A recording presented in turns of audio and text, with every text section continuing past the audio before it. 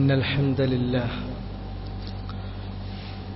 نحمده ونستعينه ونستغفره ونعوذ بالله من شرور أنفسنا وسيئات أعمالنا من يهده الله فلا مضل له ومن يضلل فلا هادي له وأشهد أن لا إله إلا الله وحده لا شريك له وأشهد أن محمدا عبده ورسوله يا أيها الذين آمنوا اتقوا الله حق تقاته ولا تموتن إلا وأنتم مسلمون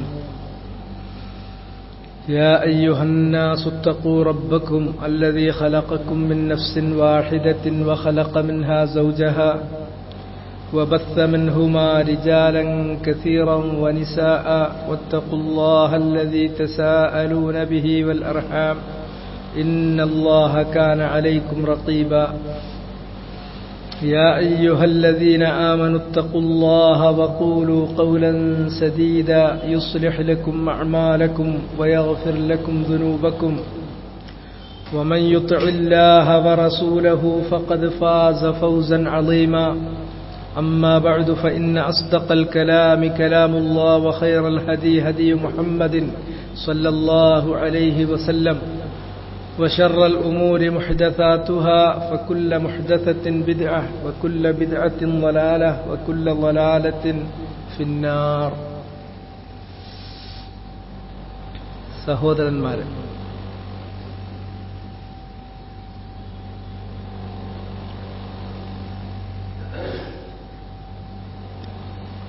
നമ്മൾ ഇപ്പോൾ കടന്നു പോയിക്കൊണ്ടിരിക്കുന്ന സവിശേഷമായ ഒരു സാഹചര്യം, ഈ സാഹചര്യത്തിൽ ഒരു വിശ്വാസി എന്ന നിലയിൽ വിശ്വാസത്തിന്റെ താൽപര്യമെന്നോണം നമ്മൾ ഗ്രഹിക്കുകയും മുറുകെ പിടിക്കുകയും ജീവിതത്തിൽ അനുഷ്ഠിച്ചു പോരുകയും ചെയ്യേണ്ടതായ കാര്യങ്ങൾ എന്ത്? അങ്ങനെ ഒരു ചിന്ത വളരെ സംഗതമായിട്ടുള്ള പ്രസക്തമായിട്ടുള്ള കാര്യമാണ്.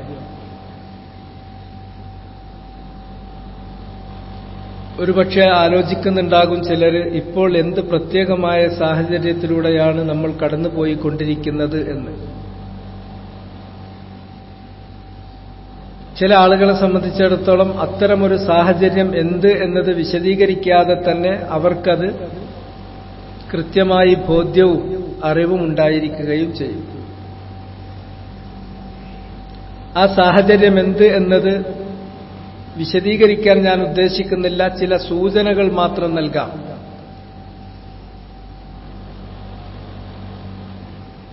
സാധാരണഗതിയിൽ അല്ലാഹു സുബ്ഹാനഹു വ തആല മനുഷ്യൻ അധിവസിക്കുന്ന ഈ ഭൗതിക ലോകത്ത് പല പരീക്ഷണങ്ങളും ഇറക്കാറുണ്ട്. ആ പരീക്ഷണങ്ങൾ കൊണ്ട് അല്ലാഹു ഉദ്ദേശിക്കുന്നത് നേർവഴിയിൽ നിന്നും വ്യതിചലിച്ചു പോയ ആളുകളെ നേർവഴിയിലേക്ക് തിരിച്ചു കൊണ്ടുവരാനുള്ള ഒരു സന്ദേശമായിട്ടാണ് അത്തരം പരീക്ഷണങ്ങൾ അവന് മനുഷ്യന് നൽകിക്കൊണ്ടിരിക്കുന്നത്. ആ പരീക്ഷണത്തിൽ അകപ്പെടുന്ന ആളുകളെ സംബന്ധിച്ചിടത്തോളം ഒന്നുകിൽ അതിൽ നിന്ന് അവർ പാഠം ഉൾക്കൊണ്ടുകൊണ്ട് തിരിച്ചു പോരുകയും നേർവഴിയിൽ അവർ ചലിക്കാൻ തുടങ്ങുകയും ചെയ്യും. ഇനി നേർവഴിയിലുള്ള ആളുകൾ ഇത്തരം പരീക്ഷണങ്ങൾക്ക് വിധേയമാവില്ലേ? പരീക്ഷണം വരുമ്പോൾ എല്ലാവർക്കും ഒരുപോലെയാണ്, അതിൽ നല്ലവരെന്നോ അല്ലെങ്കിൽ മോശപ്പെട്ടവരെന്നോ വ്യത്യാസമില്ലാതെ എല്ലാവർക്കും ഒരുപോലെ അള്ളാഹുവിന്റെ പരീക്ഷണം ബാധിക്കും. അപ്പോൾ അവരെ സംബന്ധിച്ചിടത്തോളം ഈ പരീക്ഷണം എന്താണ്? ഈ പരീക്ഷണം അവരുടെ പാപങ്ങൾ പൊറുക്കുന്നതിനും അവർക്ക് അള്ളാഹുവിങ്കലുള്ള ദറജ പദവി ഉയർത്തുന്നതിനും അത് കാരണമായി തീരുകയും ചെയ്യും.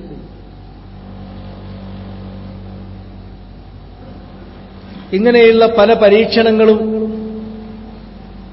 അടിക്കടി വന്നുകൊണ്ടിരിക്കുകയും അതിൽ ഒരു വല്ലാത്ത മാനസികാവസ്ഥയിൽ ചുറ്റുപാടുകൾ നിരീക്ഷിക്കുന്ന ആളുകളെ സംബന്ധിച്ചിടത്തോളം ഒരു വല്ലാത്ത മാനസികാവസ്ഥ തന്നെയാണ് അത് രൂപപ്പെടുത്തിയിട്ടുള്ളത്. അതാണ് ഞാൻ സവിശേഷമായ സാഹചര്യം എന്നതുകൊണ്ട് ഉദ്ദേശിക്കുന്നത്. നമുക്ക് തടുക്കാൻ പറ്റാത്ത, നമ്മൾ നിസ്സഹായരായി പോകുന്ന പല കാര്യങ്ങളും അത് ഏതെല്ലാം ഭാഗത്തു നിന്നുണ്ടാകുന്നു. ചിലപ്പോൾ അതിനെക്കുറിച്ച് ചിലർ പറയും അത് പ്രകൃതിക്ഷോഭമാണ്, പ്രകൃതി ദുരന്തമാണ്, ആ രൂപത്തിൽ പറയും.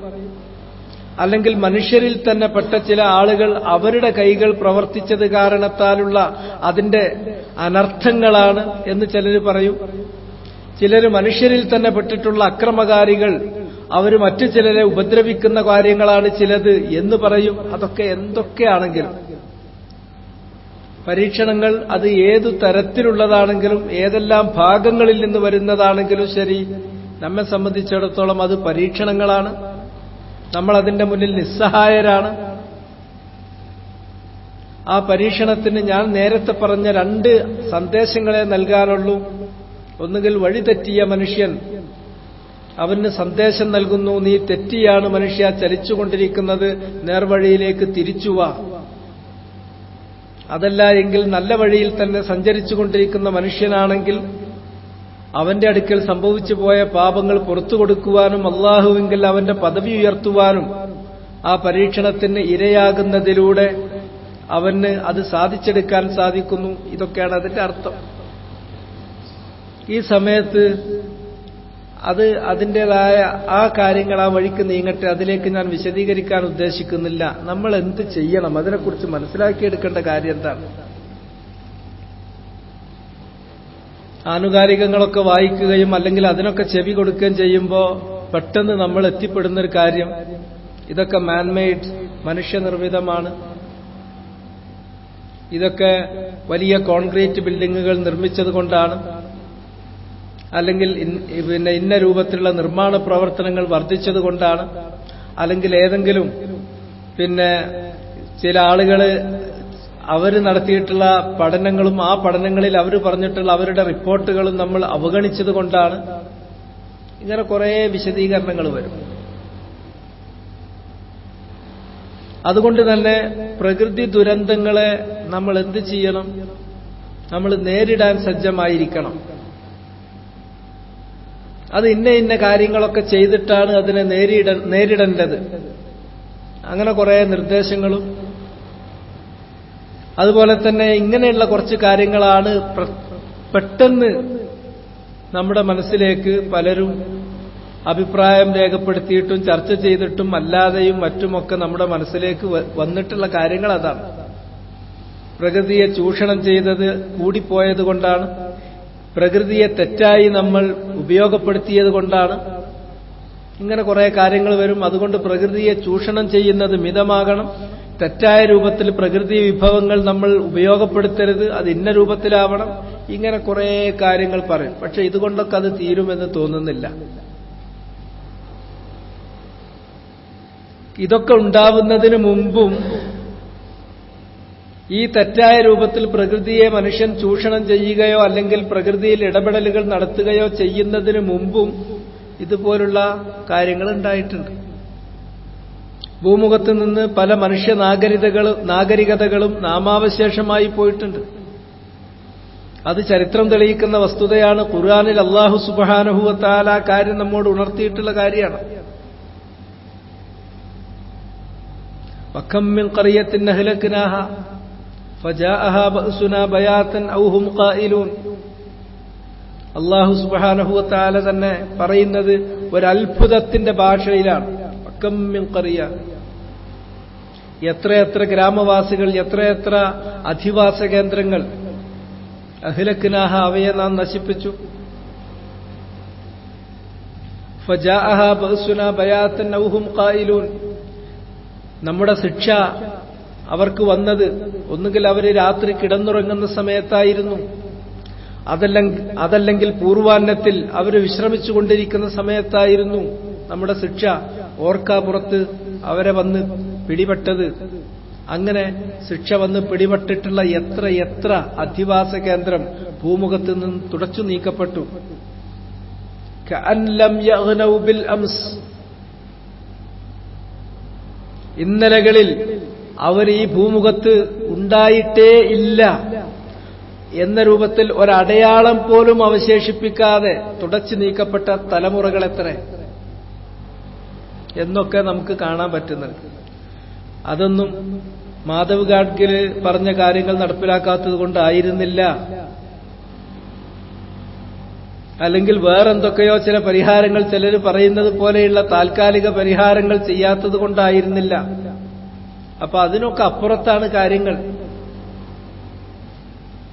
എന്നത് ചിന്തിക്കാൻ ഒരു വിശ്വാസിയെ സംബന്ധിച്ചിടത്തോളം അവൻ ബാധ്യസ്ഥനാണ്.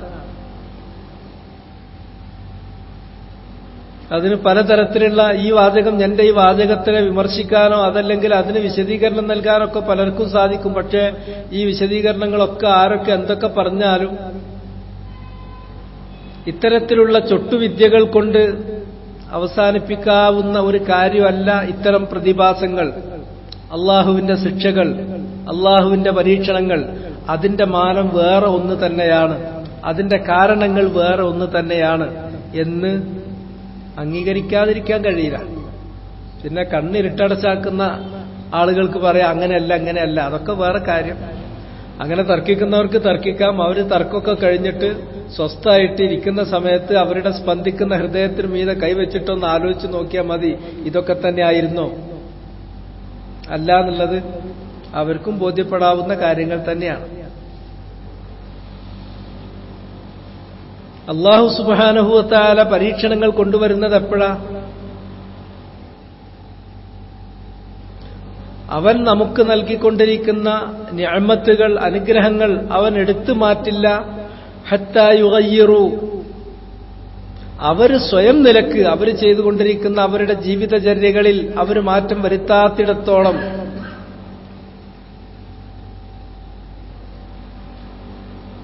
അത് അംഗീകരിക്കുന്ന ഒരു കാര്യമാണ്. ഖുർആനിൽ അല്ലാഹു പറഞ്ഞിട്ടുള്ളതാണ്. അപ്പൊ മനുഷ്യര് അവരുടെ ഭാഗത്ത് നിന്ന് ഗുരുതരമായ വീഴ്ചകൾ അവർ വരുത്തുമ്പോഴാണ് അതിനുള്ള ഒരു തിരിച്ചടി എന്ന നിലയിൽ അല്ലാഹു സുബ്ഹാനഹു വ തആല ഇങ്ങനെയുള്ള പരീക്ഷണങ്ങൾ നൽകുന്നത്. ആ പരീക്ഷണങ്ങൾ നമ്മൾ വിചാരിക്കുന്നത് പോലെ ഭൂമി കീഴ്മേൽ മറിക്കുന്ന വലിയ പരീക്ഷണങ്ങൾ മാത്രമല്ല, ചെറിയ ചെറിയ കാര്യങ്ങൾ വരെയുണ്ട്.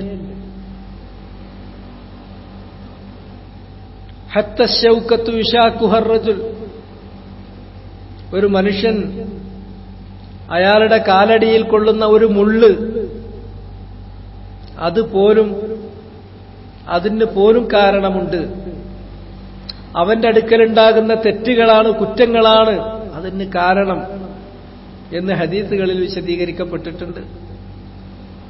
അതുകൊണ്ട് തന്നെയായിരുന്നു പൂർവികന്മാരായ ആളുകൾ എന്തെങ്കിലും ഒരു കാര്യം, അവരുടെ ചെരുപ്പിന്റെ വാറ് പൊട്ടിപ്പോയാൽ അവർ സ്ഥിരമായി ഉപയോഗിക്കുന്ന, അവരുടെ വാഹനമായി ഉപയോഗിക്കുന്ന മൃഗം അത് സാധാരണ ഓടുന്നത് പോലെ ഓടാതെ അത് എന്തെങ്കിലും തരത്തിൽ മോട്ട് കാണിക്കുകയോ അല്ലെങ്കിൽ അതിന് വല്ല കുഴപ്പവും വരികയോ ചെയ്താൽ അതിന്റെയൊക്കെ കാരണം അവർ തേടാറുണ്ടായിരുന്നത് അവരുടെ ജീവിതത്തിലുണ്ടായ താളപ്പിഴകളിലായിരുന്നു. എവിടെയോ എനിക്ക് പഴിച്ചിട്ടുണ്ട്, എവിടെയോ ഞാൻ അരുതാത്ത കാര്യങ്ങൾ ചെയ്തു തുടങ്ങിയിട്ടുണ്ട്, അതിനുള്ള ഒരു പ്രതികരണമാണ്, സ്വാഭാവികമായൊരു പ്രതികരണമാണ്, അത് തിരുത്തണം,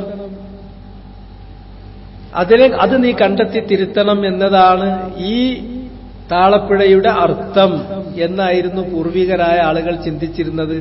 അത് കാര്യങ്ങൾ വിശകലനം ചെയ്യാനും വീഴ്ചകൾ കണ്ടെത്താനുമാണ് അവർ ശ്രമിച്ചിരുന്നത്. ഇങ്ങനെ ചെറിയ കാര്യങ്ങൾ തൊട്ട്. അല്ലാഹു സുബ്ഹാനഹു വ തആല സൂറത്തു മറിയമിൽ പറഞ്ഞത് നമുക്കറിയാവുന്ന കാര്യമാണ്. വഖാലു ഇത്തഖദ റഹ്മാനു വലദ, അവര് പറഞ്ഞു, അവരെന്നുള്ളതിൽ മുഅ്മിനീങ്ങളല്ലാത്ത ഏതാണ്ടെല്ലാ വിഭാഗം പെട്ടു. ജൂതന്മാരാണെങ്കിൽ അവരതിൽ പെടുന്നുണ്ട്, ക്രൈസ്തവരാണെങ്കിൽ അവർ ഒന്നാമതായി അതിൽ പെടുന്നുണ്ട്, മുശ്രിക്കുകളാണെങ്കിൽ അവരൊക്കെ പെടുന്നുണ്ട്. അവര് എന്ന് പറയുന്നതിൽ മുശ്രിക്കുകൾ പെടുന്നു, ജൂതന്മാര് പെടുന്നു, ക്രൈസ്തവർ പെടുന്നു. ഇത്തഖദ റഹ്മാനു വലദ, റഹ്മാനായ അല്ലാഹു ഒരു സന്താനത്തെ സ്വീകരിച്ചിരിക്കുന്നു.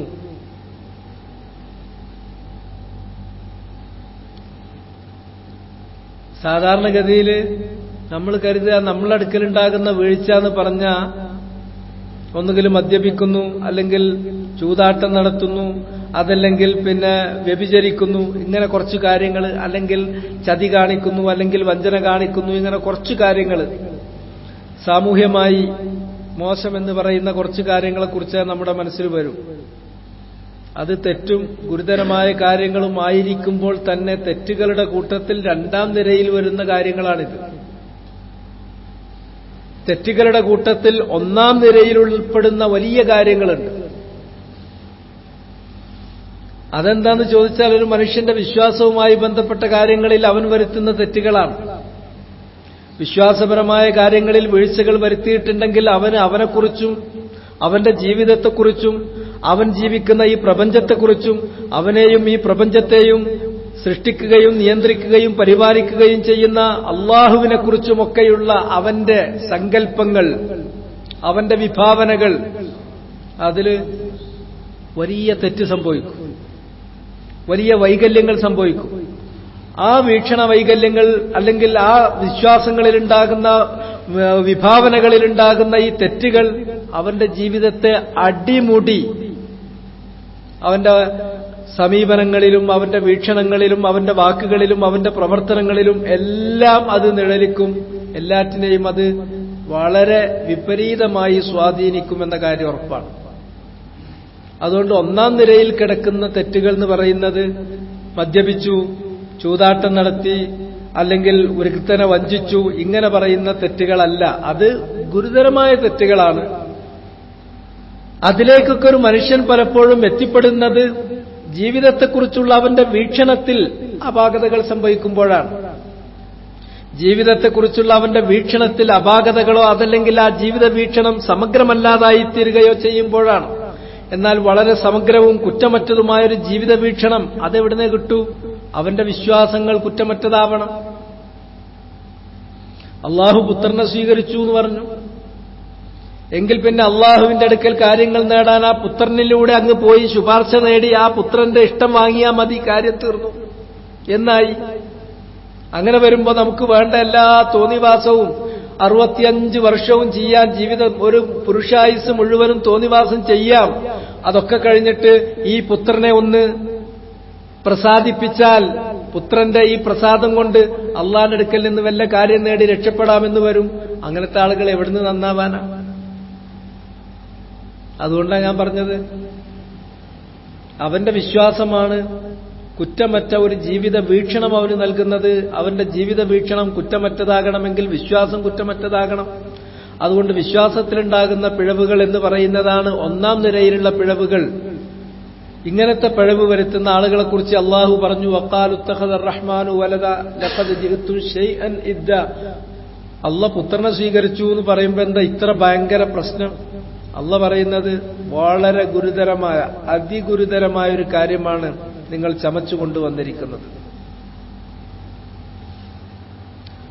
നിങ്ങൾ വാദിച്ച അല്ലെങ്കിൽ നിങ്ങൾ ജൽപ്പിച്ച ഈ അതിഗുരുതരമായ ഈ തെറ്റ് എന്ന് പറഞ്ഞാൽ അതിനോട് അള്ളാഹുവിന്റെ സൃഷ്ടികൾ പ്രതികരിക്കുകയാണെങ്കിൽ പ്രതികരിക്കുന്നത് തകാദുസ്സമാവാതു യതഫത്തർന മിൻഹു വതൻഷഖുൽ അർളു വതഖിറുൽ ജിബാലു ഹദ്ദ അൻ ദഅഉ ലിർറഹ്മാനി വലദ വമാ യൻബഗി ലിർറഹ്മാനി അൻ യത്തഖിദ വലദ ഇൻ കുല്ലു മൻ ഫിസ് സമാവാതി വൽ അർളി ഇല്ലാ ആതിർ റഹ്മാനി അബ്ദ ലഖദ അഹ്സാഹും വഅദ്ദഹും അദ്ദ വകുല്ലുഹും ആതിഹി യൗമൽ ഖിയാമത്തി ഫർദ. എന്താണ് അള്ളാഹുവിന്റെ വചനങ്ങൾ? ആകാശങ്ങൾ തകാദുസ്സമാവാതു യതഫത്തർന മിൻ, നിങ്ങൾ ആരോപിച്ചിരിക്കുന്ന ഈ ഗുരുതരമായ ആരോപണം കാരണത്താൽ, നിങ്ങൾ ആരോപിച്ച ഈ തെറ്റായ ആരോപണത്തോട് അള്ളാഹുവിന്റെ സൃഷ്ടികളായ വലിയ സൃഷ്ടികളായ ആകാശങ്ങൾ പ്രതികരിക്കുന്നു. ആകാശങ്ങൾ അത് യതഫത്തർന മിൻ, ഈ ആരോപണം കാരണത്താൽ തകർന്ന് വീഴാറായിട്ടുണ്ട്. വതൻഷഖുൽ അർള്, ഭൂമി പൊട്ടിപ്പിളരാറായിട്ടുണ്ട്. എങ്ങനെയാണ് ഈ ആകാശം ഇങ്ങനെ തകർന്നു വീഴുക എന്ന് നമ്മൾ ആലോചിച്ചുകൊണ്ടിരിക്കും. അതിന് നമ്മളെ കൺമുന്നിൽ കാണുമ്പോ അങ്ങനെ തന്നെ അപ്പൊ പറയും. അതുവരെ അതൊക്കെ എന്തോ പേടിപ്പിക്കാൻ പറയണമെന്ന് പറയും. തൻഷഖുൽ അർള്, ഭൂമി പിളരുന്ന് പറഞ്ഞു. എങ്ങനെ ഭൂമി പിളരുക എന്ന് ആർക്കും അറിയില്ലായിരുന്നു. ഇപ്പൊ ആർക്കും സംശയമൊന്നുമില്ല. അപ്പൊ അതങ്ങനെ ഒപ്പുണ്ട്, കൈത്താങ്ങുണ്ട് എന്നൊക്കെ ബോർഡും വെച്ചിട്ട് ചെല്ലുന്നോടത്ത് ചെല്ലുന്നത് കാണുന്നത് ഈ പിളർന്നതല്ലേ? പിളർന്ന് കാണാനായി പോണത്. 4 ചാക്ക് തുണി 2 ചാക്ക് അരിയൊക്കെ ആയിട്ട് പോകുന്നവരൊക്കെ കാണുന്നത് വതൻഷഖുൽ ഭൂമി ഇങ്ങനെ പിളർന്ന് നിൽക്കുന്നതാ. ഒന്നിച്ച് നിൽക്കുന്ന വലിയ മല നടുക പിളർന്നിട്ട് പിന്നെ കലക്ടറും കൂട്ടരും ADM എല്ലാരും കൂടി പോയിട്ട് അതിന്റെ താഴ്ഭാഗത്ത് താമസിക്കുന്ന 50 കുടുംബം 40 കുടുംബം മാറിക്കോ, അങ്ങോട്ട് പോയിക്കോ, അങ്ങോട്ട് പോയിക്കോ.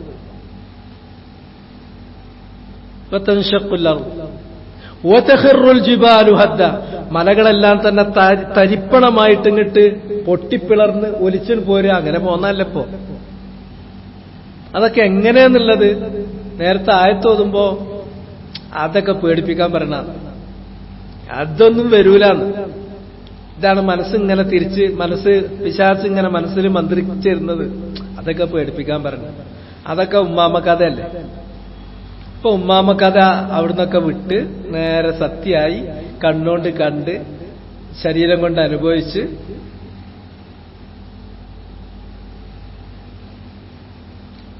അള്ളാന്റെ സൃഷ്ടികളായിട്ടുള്ള ആകാശമോ അല്ലെങ്കിൽ ഭൂമിയോ അല്ലെങ്കിൽ മാമലകളോ നിങ്ങൾ ഈ ചെയ്യുന്ന തെറ്റിനോട് പ്രതികരിക്കുകയാണെങ്കിൽ പ്രതികരിക്കുന്നത് ഇങ്ങനെയാണ്.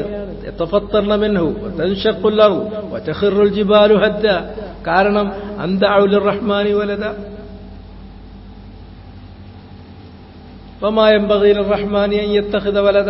റഹ്മാനായ അള്ളാഹ്ക്ക് ഒരു പുത്രനെയും സ്വീകരിക്കേണ്ട ആവശ്യമല്ല. ഒരു കൂട്ടർ പറയും ഉസൈർ അള്ളാന്റെ പുത്രനാണ്, ജൂതന്മാർ. ക്രൈസ്തവർ പറയും ഈസ അള്ളാന്റെ പുത്രനാണ്, ദൈവപുത്രനാണ്.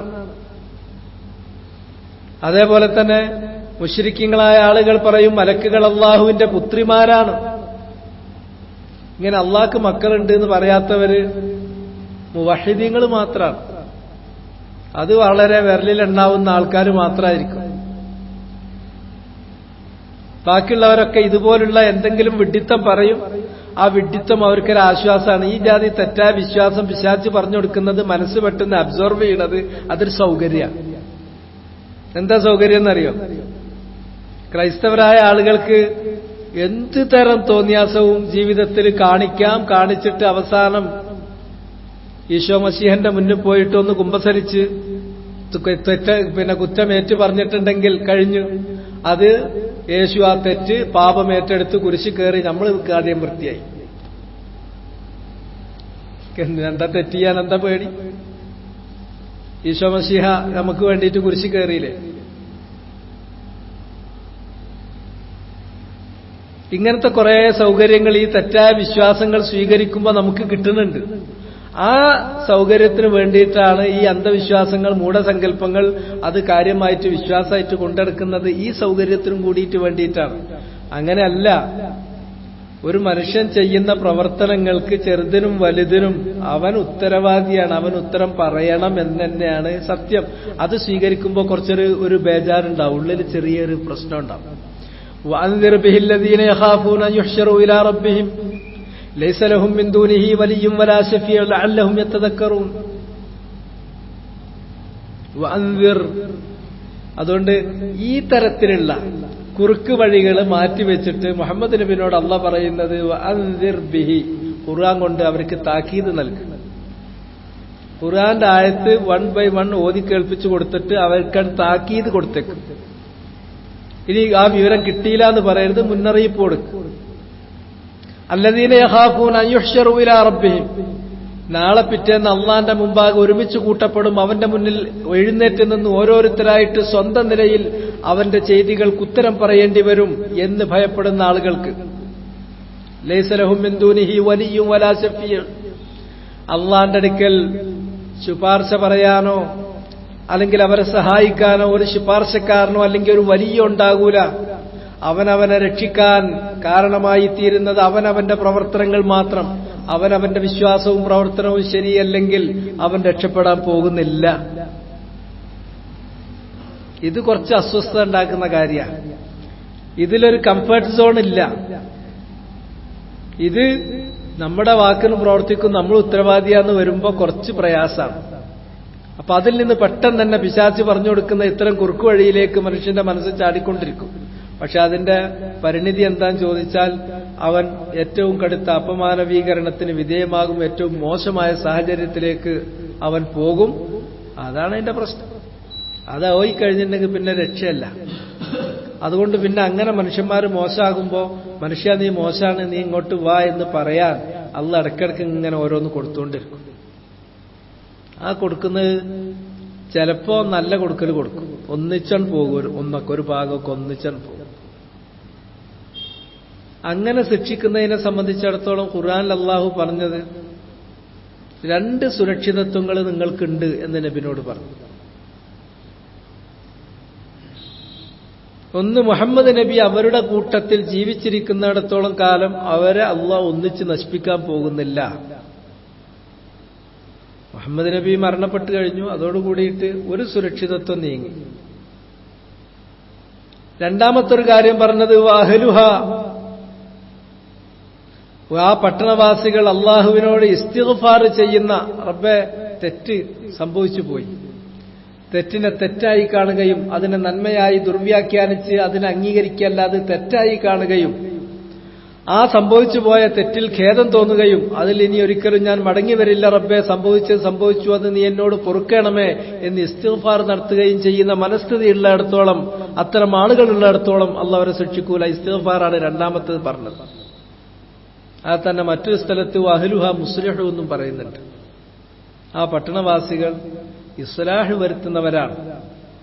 തെറ്റ് ചെയ്യുമ്പോൾ അത് തെറ്റാണ് എന്ന് മനസ്സിലാക്കാനും തെറ്റിന്റെയും അതുപോലെ തന്നെ ശരിയുടെയും അതിർവരമ്പുകൾ അവിടെ മാഞ്ഞു പോയിട്ടില്ല, നന്മത്തിന്മയുടെ അതിർവരമ്പുകൾ അവിടെ സജീവമായി തന്നെ വിസിബിളായി തന്നെ നിലകൊള്ളുന്നുണ്ട്, കണ്ണിൽ കാണുന്ന വിധത്തിൽ അതുണ്ട്. അതാരെങ്കിലും ലംഘിക്കുമ്പോൾ നീ ആ നന്മയുടെയും തിന്മയുടെയും അതിർവരമ്പുകൾ അങ്ങോട്ടോ ഇങ്ങോട്ടോ നീ ചാടിക്കടന്നിരിക്കുന്നു എന്നവനോട് പറഞ്ഞു കൊടുക്കാൻ ആ നാട്ടിൽ ആളുകളുണ്ട്. അത് നീ തിരുത്തണം, നീ നിന്റെ മാർഗത്തിലേക്ക് പോകണം എന്ന് പറഞ്ഞു കൊടുക്കാൻ തിരുത്തൽ ശക്തികൾ അവിടെയുണ്ട്. എങ്കിലും അള്ളാഹ് ശിക്ഷിക്കൂല.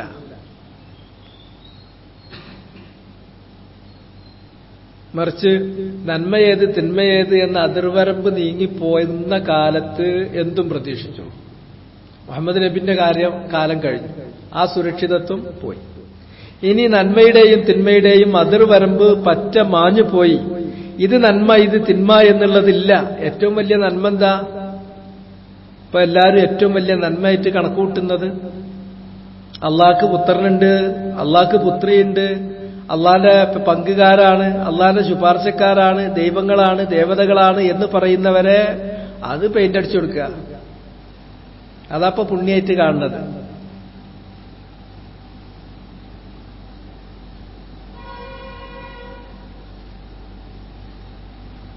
നന്മന്റെയും തിന്മന്റെയും അതിര് മാഞ്ഞു പോവുകയാണ്. അതൊക്കെ നന്മയായി കാണുന്ന ഒരു കാലത്തിലേക്ക് നമ്മൾ വരുമ്പോ ആദ്യത്തെ സുരക്ഷിതത്വം പറ്റപ്പോയി. രണ്ടാമത്തത് ഏതാണ് നന്മ ഏതാണ് തിന്മ എന്നത് അത് നമ്മുടെ ഭാവനയിലുണ്ട്, നമ്മുടെ ബുദ്ധിയിലുണ്ട്. ആരെങ്കിലും അത് ലംഘിക്കുമ്പോൾ അത് തെറ്റാണ് എന്ന് മനസ്സിലാക്കുന്ന ആളുകൾ അവിടെ ഉണ്ട്. അവര് സന്മനസ്സോട് കൂടിയിട്ട് നല്ല ബുദ്ധിയോട് കൂടിയിട്ട് അവരോട് പറയുന്നു അരുത് എന്ന് പറയാൻ അവിടെ ആളുകളുണ്ടെങ്കിൽ ഒരു പ്രതീക്ഷയുടെ നാമ്പ് അവിടെ കത്തുന്നുണ്ട്. ആ നാമ്പും കെട്ടുപോയാലോ രണ്ടാമത്തെ സുരക്ഷിതത്വം പൊളിഞ്ഞു. പിന്നെ നിങ്ങൾ നിർഭയമായിരിക്കരുത്. അഫമിന അഹ്ലുൽ ഖുറ അൻ യഅതിയഹും ബഅസുനാ ദുഹൻ വഹും യൽഅബൂൻ. അഫമിന അഹ്ലുൽ ഖുറ അൻ യഅതിയഹും ബഅസുനാ ബയാതൻ വഹും നായിമൂൻ. അഫമിനു മക്റല്ലാഹി ഫലാ യഅ്മനു മക്റല്ലാഹി ഇല്ലൽ ഖൗമുൽ ളാലിമൂൻ. പിന്നെ അള്ളാന്റെ ശിക്ഷ വരുന്നതിനെക്കുറിച്ച് നിർഭയമായിരിക്കണ്ട. ഏത് നിമിഷവും വരാം.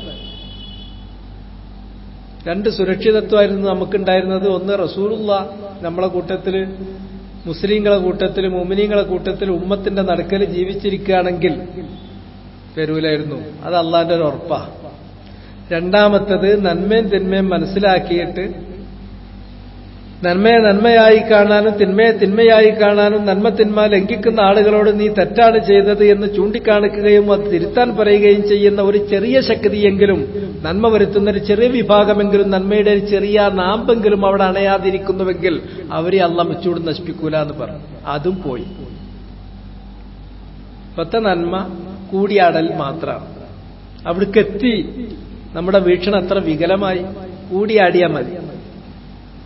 സിമന്റ് മിക്സർ കണ്ടിട്ടില്ലേ? അതന്നെ.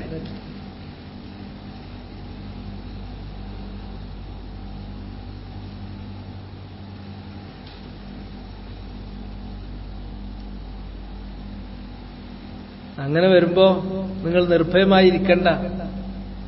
അഫാമിനു മക്കറല്ലാഹ്, അള്ളാഹുവിന്റെ പരീക്ഷണത്തെക്കുറിച്ച് പേടിയൊന്നുമില്ലാതെ നിർഭയമായി കുത്തിരിക്കുകയാണോ നിങ്ങൾ?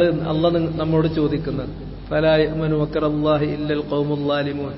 അത്രയും വലിയ കടുത്ത അക്രമകാരികൾക്ക് മാത്രമേ അള്ളാന്റെ ശിക്ഷയെക്കുറിച്ച് നിർഭയമായിരിക്കാൻ സാധിക്കുള്ളൂ. അഫാമിൻ അഹ്ലുൽ ഖുറ അൻ യഅതിയഹും ബഅസുനാ ബയാതൻ വഹും നായിമൂൻ. അതാണ് ആദ്യത്തെ ആയത്ത്. അവ അമിന അഹ്ലുൽ ഖുറ അൻ യഅതിയഹും ബഅസുനാ ളുഹൻ വഹും യൽഅബൂൻ. രണ്ടാമത്തെ ആയത്ത് അഫാമിനു മക്കറല്ലാഹ് ഫലാ യഅ്മനു മക്കറല്ലാഹി ഇല്ലൽ ഖൗമുൽ ഖാസിറൂൻ. ളാലിമൂൻ അല്ല, ഖാസിറൂൻ. ദുന്യാവും പരലോകം നഷ്ടപ്പെട്ട പരാജയപ്പെട്ട ആളുകൾക്കല്ലാതെ ശിക്ഷ വരൂല. അത് നമ്മൾ കുറച്ച്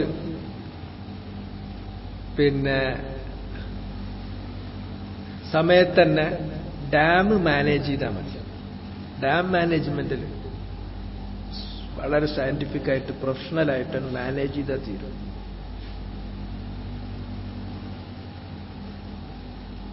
അതിപ്പോ കഴിഞ്ഞ വർഷം പറഞ്ഞിരുന്നത് ഡാം മാനേജ് ചെയ്തോടത്ത് പറ്റിയ അവിടെ ഡാം ഒരു കുന്തല്ലായിരുന്നു ഞങ്ങളെ നിലമ്പൂരൊന്നും. അവിടെ ഒലിച്ചുണ്ട് എന്നിട്ടും പോന്നിട്ട് ചില ഗ്രാമങ്ങൾ അവിടെ അല്ലേ, അങ്ങനെ ഗ്രാമം തന്നെ അല്ല.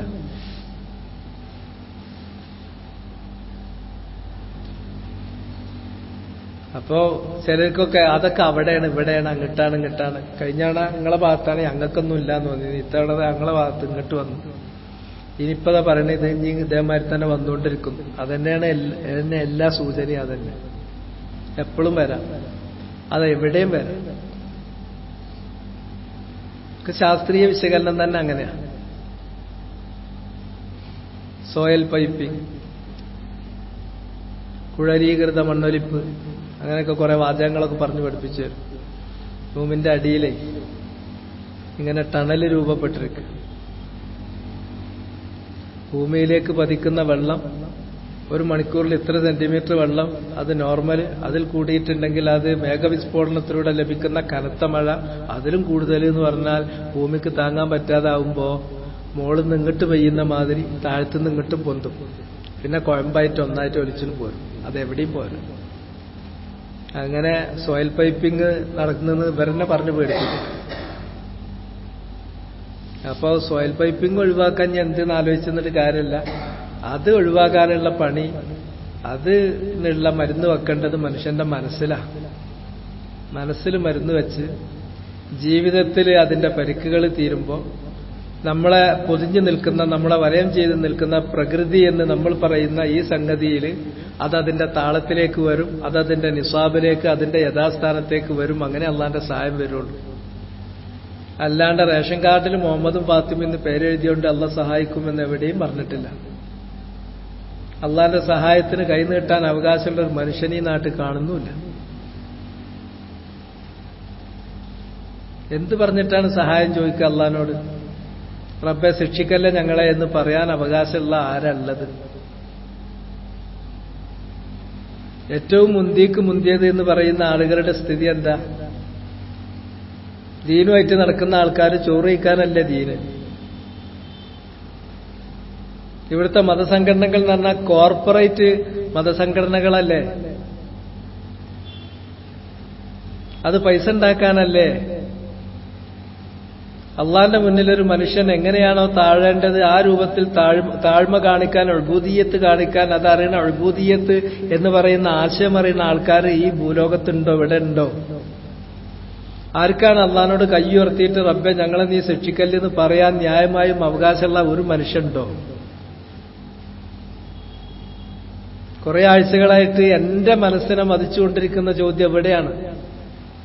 കയ്യൊന്ന് പൊക്കിയിട്ട് റബ്ബെ ഈ മനുഷ്യന്മാരെ നീ ശിക്ഷിക്കല്ല റബ്ബെ എന്ന് പറയാൻ അതിനൊരു യോഗ്യത വേണ്ട, അതിനൊരു അർഹത വേണ്ട. അതിന് അർഹത ഇല്ല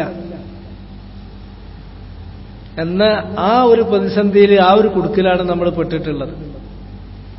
ആ സമയത്ത് ഇനിയിപ്പോ എന്താ ചെയ്യുക, അള്ളാനോട് എന്ത് ദുആ ചെയ്യണമെന്ന് ചോദിക്കുമ്പോ ദുആകളിൽ സ്ഥിരപ്പെട്ടു വന്നിട്ടുള്ള ഒരു ദുആ എന്റെ മനസ്സിൽ ഉണ്ട്. ആ ദുആ നിങ്ങളോട് ഷെയർ ചെയ്തിട്ട് ഞാൻ അവസാനിപ്പിക്കുകയാണ്.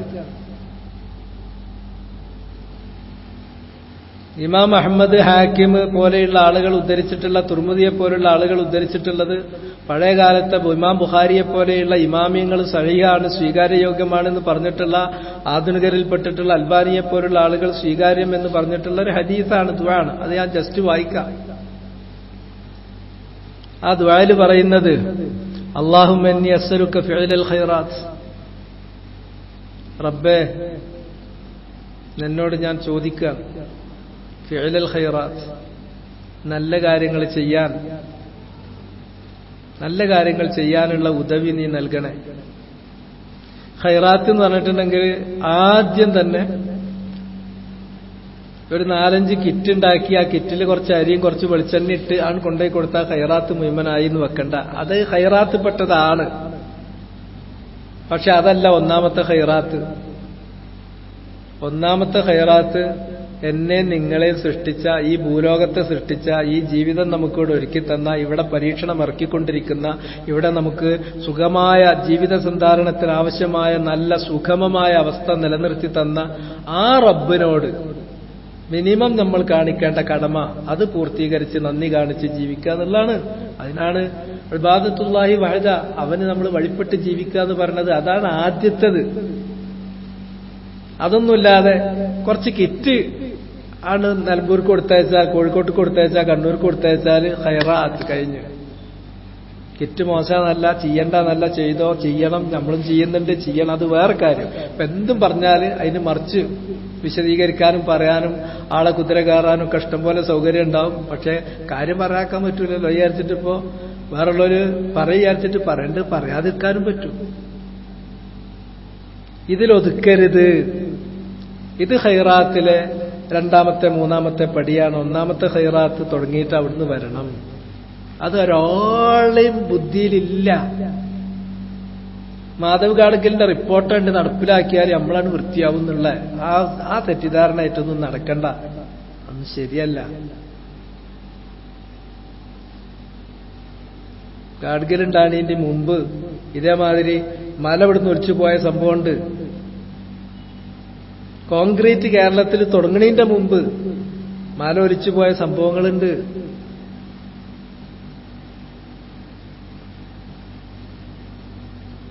അപ്പോ വളരെ ചെറിയൊരു ക്ലോസപ്പിൽ കാര്യത്തെ കാണേണ്ട, കുറച്ചും കൂടി ലാർജർ സ്പെക്ട്രത്തിൽ, കുറച്ചും കൂടി വിശാലമായ ഒരു ക്യാൻവാസിൽ കാര്യങ്ങൾ നിങ്ങളൊന്ന് ആലോചിച്ചു നോക്കുമ്പോൾ വിമർശകരായ ആളുകൾക്ക് തന്നെ ബോധ്യപ്പെടും, വിമർശനത്തിനൊന്നും കഥല്ല, മനുഷ്യൻ ജീവിക്കുക, നല്ലൽക്ക് പോവുക, അല്ലാണ്ട് വേറെ രക്ഷയൊന്നുമില്ല എന്നുള്ളത്. ഇത് തിരുത്തേണ്ടത് അതീവ പരിസ്ഥിതി ദുർബല പ്രദേശങ്ങളിൽ അത് വേണ്ട ഇത് വേണ്ട എന്നുള്ളതൊക്കെ വേറെ കാര്യമാണ്. വേണ്ടെങ്കിൽ വേണ്ട, ഒക്കെ ശരി. പക്ഷെ അതിനേക്കാൾ ദുർബലമായ ഒരു പരിസ്ഥിതി, ദുർബലമായ ഒരു മനസ്സ് മനുഷ്യനുണ്ട്.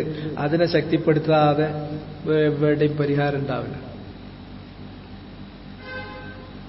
അതുകൊണ്ട് റബ്ബേ നിന്നോട് ഞാൻ ചോദിക്കുന്നു, ഖൈറാത്തായ ഖൈറാത്ത് അതിന്റെ മുൻഗണനാക്രമത്തിൽ ഓരോന്നും ചെയ്യാനുള്ള തൗഫീഖും ഉദവിയും നൽകു. വതർക്കൽ മുൻകറാത്ത്, മുൻകറത്തായ കാര്യങ്ങൾ, വെറുക്കപ്പെട്ട കാര്യങ്ങൾ, നിനക്കിഷ്ടമില്ലാത്ത കാര്യങ്ങൾ, നീ വെറുത്തിട്ടുള്ള കാര്യങ്ങൾ, നീ നിഷിദ്ധമാക്കിയിട്ടുള്ള കാര്യങ്ങൾ ഉപേക്ഷിക്കാനുള്ള ഒരു ഉദവി നൽകു. മുൻകറാത്ത് എന്ന് പറഞ്ഞിട്ടുണ്ടെങ്കിൽ അതിലേറ്റവും വലുത് ഞാൻ നേരത്തെ പറഞ്ഞ നമ്മളെയും ഈ പ്രപഞ്ചത്തെയും ഈ കാര്യങ്ങളെയും ഒക്കെ ഉണ്ടാക്കി നിലനിർത്തി പോന്നിട്ടുള്ള റബ്ബിനോട് കാണിക്കുന്ന നന്ദികേട്. അവന് പങ്കാളികളെ നിശ്ചയിക്കുന്നു, അവന് വഴിപ്പെടേണ്ടതിന് പകരം മറ്റുള്ളവർക്ക് വഴിപ്പെടുന്നു. അവന് വേണ്ടിയിട്ട് നമ്മുടെ ജീവിതം സമർപ്പിക്കേണ്ടതിന് പകരം മറ്റ് ചെറിയ ചെറിയ ലക്ഷ്യങ്ങൾക്ക് വേണ്ടിയിട്ട്, ചെറിയ ചെറിയ നേട്ടങ്ങൾക്ക് വേണ്ടി നമ്മൾ കാര്യങ്ങൾ സമർപ്പിക്കുന്ന സ്ഥിതിവിശേഷമുണ്ടാകുന്നു. അവിടുന്ന് ഇങ്ങോട്ട് തുടങ്ങി താഴേക്ക് വന്നാൽ മുൻകറാത്ത്, എല്ലാ മുൻകറാത്തിൽപ്പെട്ട കാര്യങ്ങളും. ഒരു ജീവി, ഒരു നായനെ കാണുമ്പോൾ വെറുതെ ഒരു ഹരത്തിന് വേണ്ടി കല്ലെടുത്തെറിയുന്നത് വരെ മുൻകറത്താണ്, സംശയമല്ല. പക്ഷെ ചിലർക്ക് അത് മാത്രം മുൻകറത്ത്. പട്ടിനെ ഉപദ്രവിച്ച പ്രശ്നമായി. എന്നാൽ ഈ പട്ടിണി അവനെയും പഠിച്ച അള്ളാനെ ഉപദ്രവിക്കുന്നതിന്, അള്ളാനെ പറ്റിയിട്ട് കടുത്ത ദുരാരോപണം പറഞ്ഞ് നടക്കുന്നതിന് അവനും പുത്രന്മാരുണ്ട് പുത്രിമാരുണ്ട് എന്ന് പറയുന്നത് അതൊന്നും ഒരു പ്രശ്നമല്ല.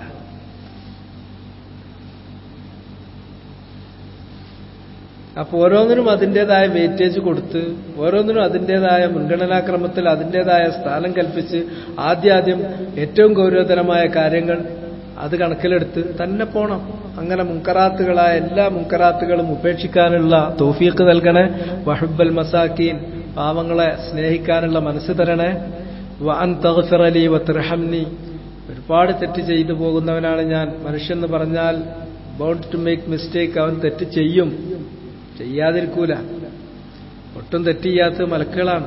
അതുകൊണ്ട് എന്നിൽ നിന്ന് സംഭവിച്ചു പോകുന്ന, ഞാൻ അറിഞ്ഞോ അറിയാതെയോ സംഭവിച്ചു പോകുന്ന തെറ്റുകൾ റബ്ബേ നീ എന്നോട് പൊറുക്കണമേ. വതർഹംനി, എന്നോട് നീ റഹ്മത്ത് ചെയ്യണം. നിന്റെ റഹ്മത്തില്ലെങ്കിൽ എനിക്ക് ജീവിക്കുക സാധ്യമല്ല. വഇദാ അറദ്ത ഫിത്നത ഖൗമിൻ ഫതവഫനി ഗൈറ മഫ്തൂൻ, റബ്ബേ ഒരു ഖൗമിനെ നീ പരീക്ഷിക്കാൻ ശിക്ഷിക്കാൻ തീരുമാനിച്ചു എങ്കിൽ നീ അവരെ ശിക്ഷിക്കല്ല റബ്ബേ എന്ന് പറയാനുള്ള യോഗ്യത ഇല്ലെങ്കിൽ പിന്നെ എനിക്ക് ചോദിക്കാൻ സാധിക്കുന്ന കാര്യം ഒറ്റൊന്നു മാത്രമാണ്. ഒരു ഖൗമിനെ, ഒരു ജനതയെ നീ ശിക്ഷിക്കാൻ പരീക്ഷിക്കാൻ നീ ഉദ്ദേശിച്ചുവെങ്കിൽ ഫതവഫനി ഇലൈക ഗൈറ മഫ്തൂൻ, ആ പരീക്ഷണത്തിൽ പെടാതെ എന്നെ നീ വല്ല അങ്ങോട്ട് നിന്റെ അടുക്കലേക്ക് എന്നെ നീ അങ്ങ് തിരിച്ചു കൊണ്ടുപോണേ റബ്ബേ. ഫതവഫനി ഇലൈക ഗൈറ മഫ്തൂൻ. കാരണം അങ്ങനത്തെ ഒരു പരീക്ഷണം വന്നാൽ ആ പരീക്ഷണത്തിൽ എത്ര കണ്ട് പിടിച്ചു നിൽക്കാൻ പറ്റും? പരലോകം നഷ്ടപ്പെടുന്ന തരത്തിലുള്ള എന്തെങ്കിലും അവിവേകം വന്നു പോകുമോ?